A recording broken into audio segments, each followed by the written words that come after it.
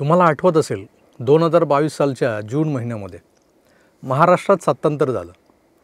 ठाण्याचे दाढीवाले बाबा आणि त्यांच्यासोबतचे 40 लोक हे गुवाहाटीला गेले आणि तत्कालीन मुख्यमंत्री उद्धवजी ठाकरे यांनी तडकाफडकी राजीनामा देत वर्षावरून गाशा गुंडाळायला सुरुवात केली. गाशा गुंडाळायला घेतला म्हणा ना, पण ते ज्या दिवशी तिथून निघाले त्या दिवसाआधी किंवा नंतरही असेल कदाचित, वर्षा या महाराष्ट्राच्या शासकीय निवासस्थानी कोपऱ्या कोपऱ्यात छोट्या छोट्या अघोरी जारण मारण करणाऱ्या ज्या पूजा असतात त्या पूजा मांडलेल्या होत्या असं बोललं जातं. कुठेतरी टाचण्या टोचलेली लिंब पडलेली होती, तर कुठं काळ्या बाहुल्या लटकावलेल्या होत्या. भिंतींवर जारण मारण मंत्र लिहून ठेवले होते. काही ठिकाणी फडणवीसांच्या नावे संदेश लिहिलेले होते, त्यांचं नाव होतं त्यावर. हा बालिशपणा नेमका कुणी केला होता? तर कोण असावं या सगळ्या थोतांडांच्या मागं? यावर अनेक दिवस मीडियात चर्चाही झडल्या होत्या. पण वर्षा सोडून जाणाऱ्यांनी तिथं नव्यानं राहायला येणाऱ्याचं वाटोळं व्हावं या हेतूनं हे सगळं केलं असावं असा सार्वत्रिक समज नक्कीच झाला होता. हे सगळं केलं होतं देवेंद्रजींसाठी, म्हणजे सापळा लावला होता तो फडणवीसांसाठी. कारण तेव्हा प्राथमिक स्थितीत तर असंच दिसत होतं की महाराष्ट्रात ऑपरेशन लोटस घडवलं गेलं आहे आणि भाजपाचा महाराष्ट्राचा चीफ अर्थात देवेंद्र फडणवीस हेच आता मुख्यमंत्री बनणार आहेत. तेव्हा या बामणाचं काहीतरी वेडंवाकडं व्हावं, विपरीत घडावं म्हणून ही करणी केली होती. सरळ हा जारण मारणाचा डाव टाकला गेला होता. पण झालं भलतंच. देवेंद्रजींऐवजी वर्षावर वास्तव्याला आले एकनाथ शिंदे. अध्यात्माकडे प्रचंड ओढा असल्यानं आणि धर्मवीरांच्या धार्मिक अधिष्ठानांचा वारसाही सोबत वागवणाऱ्या शिंदेंनी ही करणी उलटवून दाखवली. म्हणतात ना, करणी उलटवताही येते. 2.5 वर्ष शिंदे वर्षावर राहिले आणि या 2.5 वर्षात त्यांनी वर्षा या मुख्यमंत्र्यांच्या शासकीय निवासस्थानाची गरिमा उंचावून दाखवली. जिथं मागास भागातल्या आमदारांनाही कधी प्रवेश मिळाला नव्हता त्या वर्षावर खेड्यापाड्यातल्या सर्वसामान्यांना थेट प्रवेश मिळू लागला. या सामान्यांनी आपली गाराणी सीएमच्या कानी घातली. प्रचंड व्यस्त असणाऱ्या सीएमना भेटेस्तोवर वाट बघत असताना या अभ्यागतांना व्यवस्थित चहा नाश्ता प्रसंगी जेवणही मिळू लागलं. आता वर्षावरच्या कॅन्टीनची बिलं वाढली, बिलांचे आकडे वाढले. मग या कॅन्टीनच्या बिलांचा आकडा पुढे करून त्या मोठ्या रकमेच्या बिलांवर नंतर उभाठा आणि त्यांचे संपादक संजय राऊत तुटून पडले होते. आता तो भाग वेगळा आहे म्हणा. भलेही ठाण्यातल्या कुठल्याशा हॉटेलवाल्याचं या कंत्राटामध्ये भलं झालंही असेल, पण महाराष्ट्रातली गोरगरीब जनता मात्र 2 घास तेही सीएमच्या घरात खाऊन तृप्त व्हायची, दुवा द्यायची. हे काय कमी होतं? त्यानंतर त्यांची कामेही जी काय असायची या घेऊन आलेली, शिंदेसाहेब तातडीनं हातावेगळे करायचे. हा सकारात्मक प्रभाव त्या लिंबू मिरच्यांचा किंवा काळ्या बाहुल्यांचा असावा का?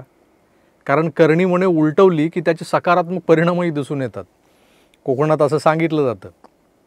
तर मित्रो, सीएम म्हणजे कॉमन मॅन असा स्वतःचा उल्लेख करणाऱ्या एकनाथ शिंदेंनी आपल्या सत्कर्मांनी ही दुष्कर्मांची करणी उलटवून दाखवली होती.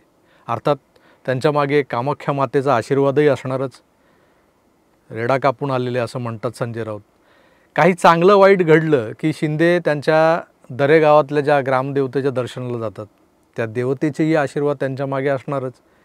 पण लोकांचं वाईट करण्याचा उद्देश मनी बाळगून हे असले थुकरट प्रकार जे कोणी करतं त्यामागचा सूत्रधार कोण, असाही प्रश्न तुमच्या आमच्यासारख्यांना पडतोच की. कारण हे स्वतः उबाठांनी किंवा एकनाथ शिंदेंनी असं कोणी, फडणवीसांनी असं कोणी काही केलं असेल यावर आपला विश्वास नाही. करणारा कोणतरी मांत्रिक, कोणतरी तांत्रिक नक्कीच असेल. तर तो कोण आहे हा प्रश्न उरतो. वर्षावर काळी जादू करणाऱ्याचा शोध घेत असताना माझ्या नजरेसमोर एक नाव चटकन उभं राहतं. त्याचं कारणही सांगतो तुम्हाला. कारण असं आहे की आता राज्यात महायुतीचं सरकार आल्यावर जो नेतृत्वाचा खांदेपालट झाला आहे, त्यात एकनाथ शिंदेऐवजी पुन्हा एकदा देवेंद्र फडणवीस सीएम बनलेले आहेत. पण ते अद्याप त्यांच्या अधिकृत शासकीय निवासस्थानी म्हणजे वर्षावर राहायला गेलेले नाहीत. या गोष्टीची बातमी बनवून त्याला सगळ्यात आधी ब्रेकिंग न्यूज म्हणून जर कोणी चालवली असेल तर ती जगदविख्यात वर्तमानपत्रानं, दैनिक सामनानं, आणि त्यानंतर याच जगदविख्यात प्रकाशनाचे जगदविख्यात असे विश्व प्रवक्ते संपादक संजय राऊत यांनी वर्षावर काळी जादू केली आहे कुणीतरी आणि त्यामुळं फडणवीस तिथं राहायला जात नाहीत, ते घाबरत आहेत, अशी आवई उठवली. मित्रो, शासकीय बंगला जो असतो त्या बंगल्यात राहायला येणारा मंत्री, जो कोणी मुख्यमंत्री, मंत्री, उपमुख्यमंत्री जे कोणी येतात त्यांना हा बंगला मिळतो. तो जो कोणी इसम असतो तो तात्कालिक असतो.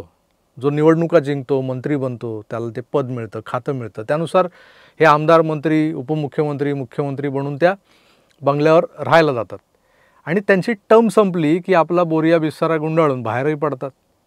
पण या बंगल्यांवर काम करणारा स्टाफ हा कायमस्वरूपी असतो, कारण ते सरकारी कर्मचारी असतात.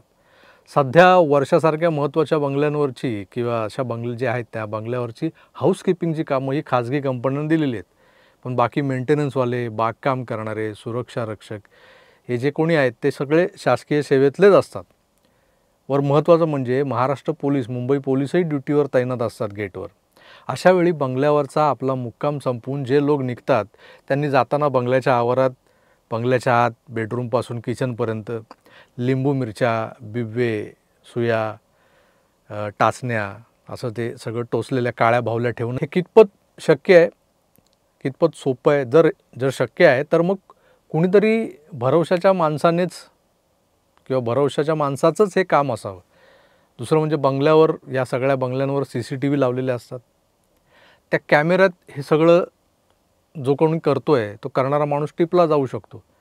असं असताना 2022 साली उद्धवजींनी वर्षा सोडताना असा कोणता मांत्रिक बोलावला असावा की ज्याला वर्षाच्या गेटवर कोणीच अटकलं नसेल, तो वर्षाच्या कानाकोपऱ्यात सहज प्रवेश करू शकत असेल?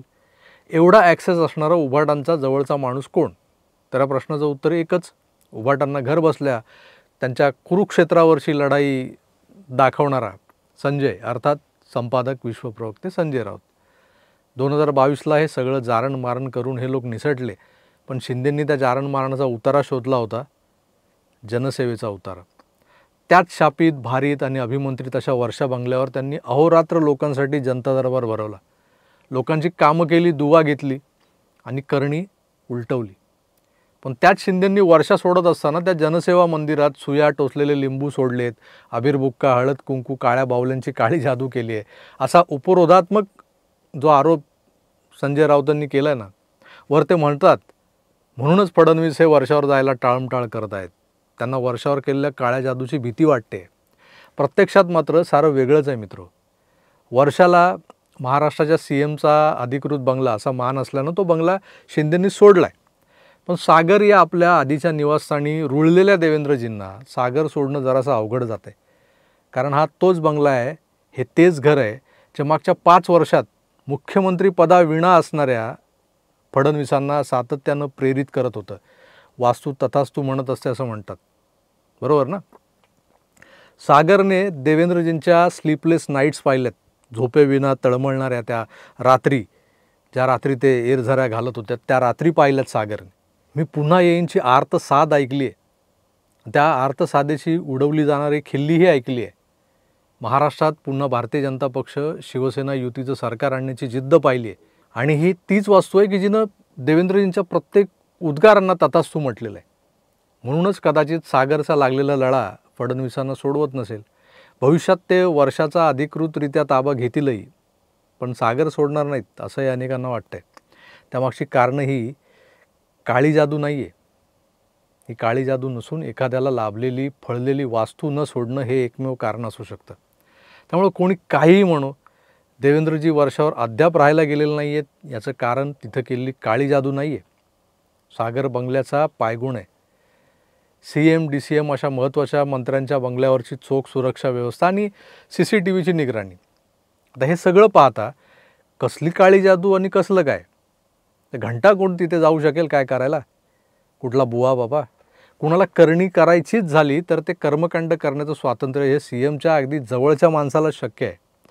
तेव्हा 2022 साली जे खरोखरीचे लिंबू, भावल्या आणि सुया टाचण्या सापडल्या होत्या ना, किंवा भिंतीवर जे अपशब्द लिहून ठेवले होते फडणवीसांसाठी, त्यामागे संजय राऊत का बरं नसावेत असा संशय मनात येतो. कारण 2025 साली वर्षा बंगल्यांचं हस्तांतरण करताना तिथल्या स्टाफला असं काहीच कुठल्या कोपऱ्यात आढळलेलं नव्हतं, तशी कुठली नोंद देखील नाही. मग हे गडे मुडदे संजय राऊतांनी का उकरून काढलेत? का त्यांना अचानक आपली कर्म आठवलीत जी त्यांनी आपल्या हस्तकांकरवी देवेंद्र फडणवीसांच्या वाईटासाठी करून घेतली होती? वर्षावर 2022 साली काळी जादू करणारा मांत्रिक कोण होता याचं उत्तर मला वाटतं आता आमच्या प्रेक्षकांना सापडलेलं असेल. खाई त्याला खवखवे असं म्हणतात ना, ते खोटं नाही आहे. चोराच्या मनात काळ्या जादूचं चांदणं कसं लख्ख पडलंय पाहताय ना तुम्ही. आपण जे करून ठेवलं आहे तेच पुन्हा कसं उगाळायचं हे संजय राऊतांकडून महाराष्ट्रानं शिकावं. त्यांनी वर्षा बंगल्यावर काळी जादू केल्याचा विषय बाहेर काढून एक प्रकारे आपल्या मागच्या कुकर्मांचीच कबुली दिलेली आहे, अजून काही नाही आहे. तर मित्र, वर्षावर जो बिनबोबाटपणे फिरत काळ्या जादूची तयारी करत होता तो मांत्रिक कोण हे आता मी तुम्हाला सांगायला हवं आहे का? नको आहे ना? कळलं आहे ना कोण आहे तो? तोच तो. नाव नाही घेत. तुर्तास मी इथेच थांबतो. पण खरोखर अशी काळी जादू अस्तित्वात असते का? अशा काळ्या जादूने कुणाचं वाईट होतं का? आणि ही जादू उलटवता येते हे जे काही लोक सांगतात ते कितपत खरं आहे? कारण ज्या पद्धतीने म्हणालो की कुकर्मांवर सत्कर्मांचा एक मोठा उतारा लागू होतो, त्याप्रमाणे शिंदेंनी ही सगळी काळी जादू उलटवली होती. खरोखर त्यावेळेला तिथे लिंबू, मिरच्या आणि त्या काळ्या बाहुल्या सापडल्या होत्या, भिंतींवर कसले तरी मंत्र लिहिलेले सापडले होते, हे तथ्य आहे. आता 2025ला तसं काही घडलेलं नाही आहे. तरीही संजय राऊत हे लोकांना सांगू पाहत आहेत की शिंदेंनी जाता जाता काळी जादू केली आहे म्हणून फडणवीस घाबरत आहेत तिथे राहायला जायला वर्षावर. तसं काहीच नाही. आता समजणेवाले को इशारा काफी आहे. तर कोण मांत्रिक होता ते तुम्हाला कळालेलंच आहे. त्यामुळं पुन्हा भेटूच. तोवर आपली काळजी घ्या आणि पाहत राहा आपलं आवडतं यूट्यूब चॅनल आकार DG9. धन्यवाद. नमस्कार.